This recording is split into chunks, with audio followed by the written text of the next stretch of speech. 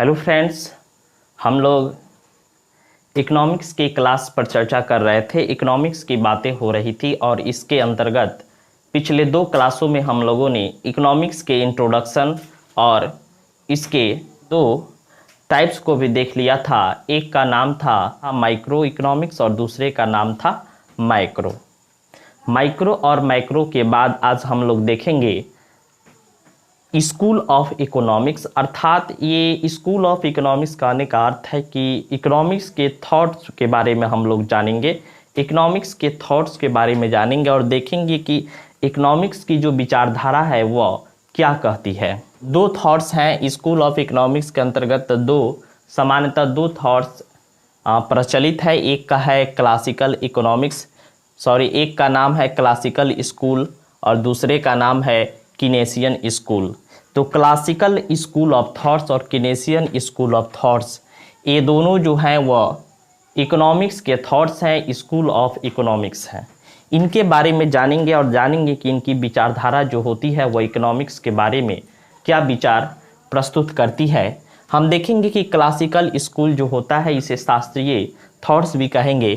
इसको Adam Smith साहब ने प्रस्तुत किया था। एडम स्मिथ के द्वारा क्लासिकल स्कूल ऑफ थॉट्स को प्रस्तुत किया गया था और ये जो कहते हैं कि मार्केट जो होगा वह एलोन होगा, और मार्केट जब एलोन होगा अर्थात इंडिपेंडेंट होगा, स्वतंत्र होगा, तो वह अच्छा परफॉर्म करेगा। इसमें गवर्नमेंट का रोल नहीं होगा, मार्केट को पूरी तरह स्वतंत्र छोड़ दिया जाएगा। तो यहाँ पे जो होता है यह इकोनॉमिक जो होता है हमारा क्लासिकल इकोनॉमिक्स कहलाता है और यह लाइसेज पैर की अवधारणा पर आधारित है, अदृश्य हाथ की अवधारणा पर आधारित है। अदृश्य हाथ की अवधारणा ये है कि इसमें गवर्नमेंट जो होता है वो उसका कोई रोल नहीं होता है, हाथ नहीं होता है। ये मार्केट जो होता है वो पूरी तरह इंडिपेंडेंट और स्वतंत्र होता है।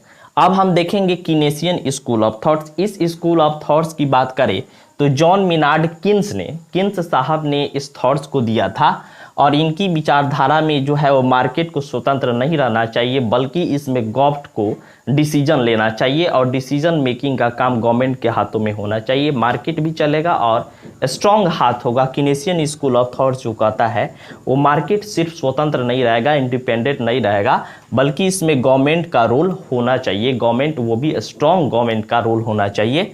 स्ट्रॉन्ग गवर्नमेंट का इंटरफेयर इसमें स्वीकार किया गया है ये कीनेसियन स्कूल ऑफ थॉट्स में। और यह जो अप्रोच है, इनका अप्रोच जो होता है ये वेलफेयर बेस्ड अप्रोच कहा जाता है। इस प्रकार हम लोगों ने देखा कि इकोनॉमिक्स के 2 थॉट्स हमारे सामने उभर कर आए, जिसमें से एक कहता है कि आप इकोनॉमी को पूरी तरह से स्वतंत्र कर दीजिए, उसको बाजार के डिमांड और सप्लाई के थ्योरी पर चलने दीजिए, जबकि दूसरा थॉट जो होता है वह किन्स की विचारधारा है।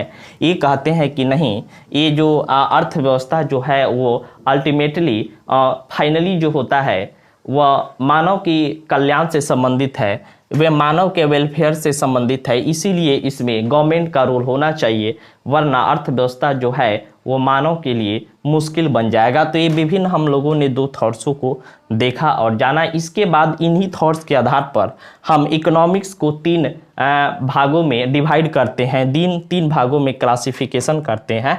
इसके आधार पर इकोनॉमिक सिस्टम जो होता है, हमारी अर्थव्यवस्था जो होती है वह 3 भागों में देखने को मिलती है। इसके पहले हम लोग जो भी देख रहे थे वह इकोनॉमिक्स की बात कर रहे थे, अर्थशास्त्र की बात कर रहे थे। अब जो होता है हम लोग अर्थव्यवस्था की तरफ बढ़ रहे हैं। अब हम लोग अर्थव्यवस्था धीरे धीरे इकोनॉमी अर्थव्यवस्था की तरफ बढ़ रहे हैं और अर्थव्यवस्था के बारे में बहुत सारी जानकारियाँ प्राप्त करेंगे।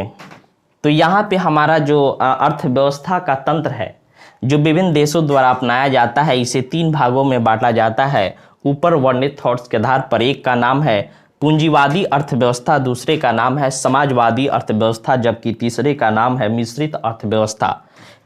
पहले का नाम है पूंजीवादी अर्थव्यवस्था, जिसे इंग्लिश में कैपिटलिस्टिक इकोनॉमी भी कहा जाता है, जबकि दूसरे को सोशलिस्ट इकोनॉमी या समाजवादी अर्थव्यवस्था कहा जाता है, जबकि तीसरे का मिक्स्ड इकोनॉमी या मिश्रित अर्थव्यवस्था कहा जाता है। हम लोग इसके बारे में पहले से भी परिचित होंगे। पहले क्लासिफिकेशन की बात की जाए, जो पहला क्लासिफिकेशन जो है इकोनॉमिक सिस्टम का, आर्थिक तंत्र का, वह है कैपिटलिस्टिक इकोनॉमी, कैपिटलिस्ट इकोनॉमी, पूंजीवादी अर्थव्यवस्था। पूंजीवादी अर्थव्यवस्था जो क्या है, यह निजी स्वामित्व पर आधारित है। जैसे पूंजी पर आधारित है, पूंजी की अवधारणा क्या होती है, निजी अवधारणा होती है, अर्थात इसमें कॉरपोरेट, प्राइवेट निजी हाथों में संसाधनों का रिसोर्सेज जो होगा वो निजी हाथों में होगा, कारपोरेट के पास होगा, अर्थात किसी कंपनी के पास होगा, या ऑनरशिप किसी मालिकाना हाथ में संसाधनों का रिसोर्सेज होगा और वहाँ से ये लोग इसका वितरण करेंगे अपने अनुसार। तो ये जो होता है यह पूंजीवादी अर्थव्यवस्था होता है और इसमें यूएसए और ऑस्ट्रेलिया आदि देश आते हैं।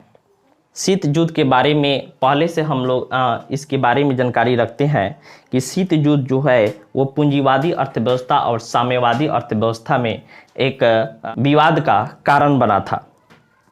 तो पूंजीवादी अर्थव्यवस्था जो होता है वह निजी स्वामित्व को बढ़ावा देता है। दूसरी अर्थव्यवस्था जो होती है वह सोशलिस्ट अर्थव्यवस्था होती है, सोशलिस्ट इकोनॉमी होती है। समाजवादी अर्थव्यवस्था में जो होता है, इसमें जो होता है इसका कॉन्सेप्ट जो होता है यह किन साहब के कॉन्सेप्ट पर आधारित है और इसमें जो है गवर्नमेंट जो है, इसमें गवर्नमेंट जो होता है कंट्रोल करती है इसकी रिसोर्सेज।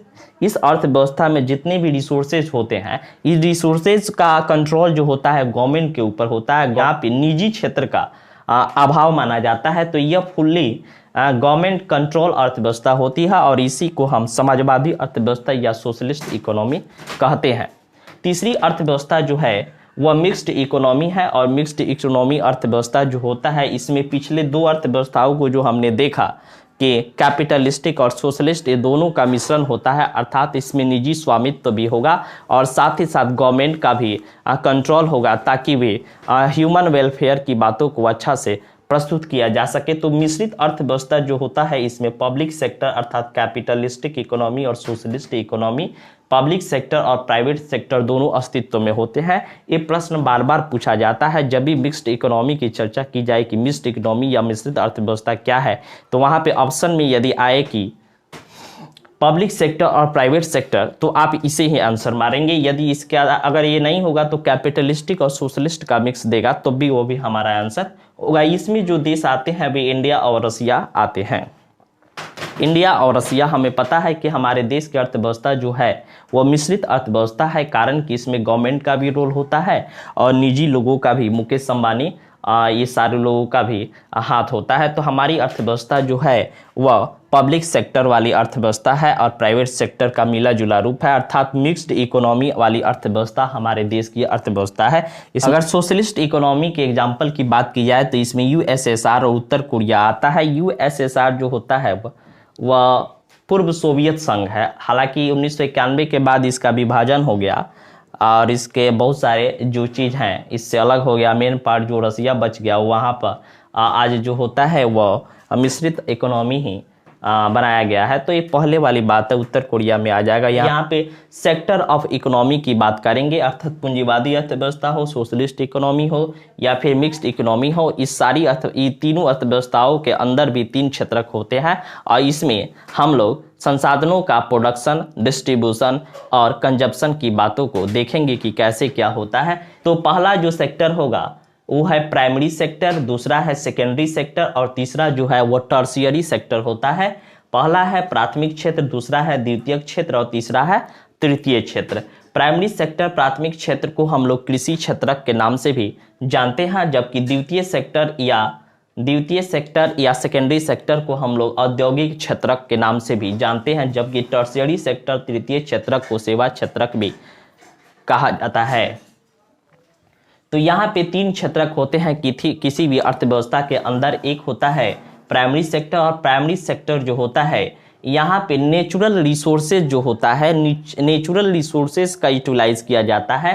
अगर इस प्रकार की गतिविधि में कोई लोग लिप्त है तो उसको कहेंगे वह कृषि क्षेत्रक से संबंधित हैं, जैसे खेती, वानिकी, पशुपालन, फिशरीज।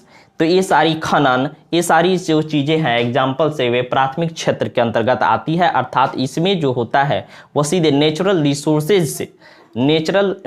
रिसोर्सेज से जुड़ी आर्थिक गतिविधियां सम्मिलित होती है और इसी से लोग अपना जीवन यापन या आय प्राप्त करते हैं। तो ई प्रकार क्षेत्रक होगा तो वह प्राइमरी सेक्टर का क्षेत्रक कहलाएगा या प्रथम सेक्टर का क्षेत्रक कहलाएगा। दूसरा जो होता है वह द्वितीयक क्षेत्रक या औद्योगिक क्षेत्रक आता है। इसमें मैन्युफैक्चरिंग की बात की जाती है, किसी भी वस्तु के फाइनल उत्पादन की बात की जाती है। तो यह जो होता है यह सेकेंडरी सेक्टर होता है, औद्योगिक क्षेत्रक होता है। इसमें मैन्युफैक्चरिंग की बात की जाती है, जैसे किसी भी चीज़ का देश में उत्पादन होता है तो वह फैक्ट्रियों में होता है। तो फैक्ट्री जो होता है वह द्वितीयक क्षेत्रक या सेकेंडरी सेक्टर के अंतर्गत आता है। जबकि अगर हम तृतीयक क्षेत्रक या सेवा क्षेत्रक की बात करें तो इसमें जो होता है किसी वस्तु का उत्पादन या खनन नहीं होता है, बल्कि इसमें सेवा का काम होता है। जैसे हम लोगों ने पढ़ा कि प्राइमरी सेक्टर जो होता है वह नेचुरल रिसोर्सेज पर आधारित होता है। जैसे अगर हम लोग गेहूं का उत्पादन करते हैं, किसान जो होता है गेहूं का उत्पादन करता है, प्रोडक्शन करता है, तो यह क्षेत्रक जो होता है वह प्राइमरी सेक्टर के अंतर्गत आता है। जबकि इसी गेहूं को अगर औद्योगिक मालिक जो है वो मैन्युफैक्चरिंग करता है और बिस्किट बनाता है, तो यह गतिविधि जो होगी वह द्वितीयक क्षेत्रक या मैन्युफैक्चरिंग सेक्टर के अंतर्गत आएगा। अब नेचुरल रिसोर्सेज और मैन्युफैक्चरिंग में सम्मिलित जितनी भी सेवाएं हैं, जैसे ट्रांसपोर्टेशन हो गया, इसका खरीद बिक्री हो गया, बैंकिंग सेक्टर्स हो गया, इससे संबंधित जो भी गतिविधियां आती है वह तृतीय क्षेत्रक के अंतर्गत आती है। अगर हम सेक्टर ऑफ इकोनॉमी को अगर एक एग्जाम्पल के माध्यम से समझे, जैसे एक किसान है मोहन नाम का, वह आलू उत्पादन करता है अपने खेतों में, तो वह जो होता है वो प्राइमरी सेक्टर से जुड़ा हुआ है। जबकि वहीं आलू को वह ट्रांसपोर्ट करके जब वह व्यापारी के हाथों से बेच देता है, तो व्यापारी जो होता है व्यापारी के हाथों से वह फैक्ट्री में जाता है और वह उसका प्रोडक्शन करता है फैक्ट्री में। जैसे आपने लेज चिप्स को खाया होगा, लेज चिप्स जो होता है वह आलू से तैयार होता है, अर्थात वह नेचुरल रिसोर्सेज प्राथमिक क्षेत्रक से जुड़ा होता है द्वितीयक क्षेत्रक, और द्वितीयक क्षेत्रक में उसका प्रोडक्शन किया जाता है, उसका पैकिंग किया जाता है और फाइनली उसका प्रोडक्शन तैयार हो जाता है लेज नाम से, चिप्स, लेज नाम के चिप्स से। तो यह जो गतिविधि होगी, लेज जब बनकर तैयार हुआ तो यह होगा इसका द्वितीयक क्षेत्रक या औद्योगिक क्षेत्रक कहलाएगा। जब यही औद्योगिक क्षेत्रक जो होता है इसको मार्केट में बेच देगा उसको खरीद बिक्री करने के लिए, अब तो वहाँ पे अब जो होगा वो उसका सेवा का भाव होगा, वहाँ पे खरीद बिक्री अब की जा रही है, जबकि वहाँ पे उत्पादन नहीं किया जा रहा है और नेचुरल रिसोर्सेज का भी अब वहाँ पे कॉन्सेप्ट नहीं रहा। तो यहाँ पे ट्रांसपोर्टेशन हुआ, उसको ट्रांसपोर्टेशन किया गया तो वह सेवा क्षेत्रक है। कोई बड़ा व्यापारी होलसेलर खरीदा, फिर वो किसी दूसरे को बेचा, तो ये सब क्या कर रहे हैं, एक दूसरे को सेवा दे रहे हैं। तो इस प्रकार हमारे अर्थव्यवस्था के सेक्टर जो होते हैं वो एक दूसरे से इंटरकनेक्टेड है और नेचुरल रिसोर्सेज, मैन्युफैक्चरिंग और ट्रांसपोर्टेशन, सर्विस, बैंकिंग सेक्टर इत्यादि इसी से जुड़े हुए होते हैं। तो इस प्रकार हमारा अर्थव्यवस्था का चक्र चलता है। तो हम मिलते हैं नेक्स्ट वीडियो में और देखेंगे कि अगला टॉपिक्स क्या है।